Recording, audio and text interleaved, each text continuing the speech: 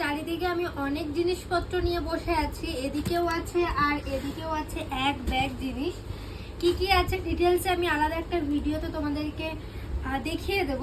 তার মধ্যে মানে স্পেশাল একটা জিনিস দেখাই তোমাদেরকে, এটার মধ্যে কি আছে দেখাই।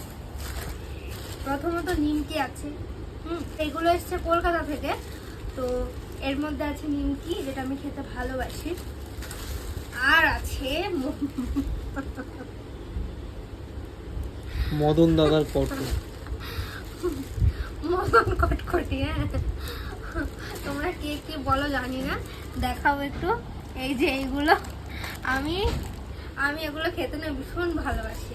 ছোটবেলায় মানে ছোটবেলায় কি বিয়ের আগেও, এমনকি এখনো পর্যন্ত আমি যখন আমার বাপের বাড়িতে যাই, তো সেখানে আমার দাদু এখনো পর্যন্ত আমরা গেলে খাবার নিয়ে আসে হাটবারে। আর বিয়ের আগে পর্যন্ত ছোটবেলা থেকে এগুলো আমি খেয়েছি। প্রত্যেক হাটে কিছু না কিছু খাবার নিয়ে আসতো আমার দাদু, তো আমার ভীষণ ভালো লাগতো। দাদু তো না, দাদা, আমার দাদুকে আমি দাদা বলে ডাকি।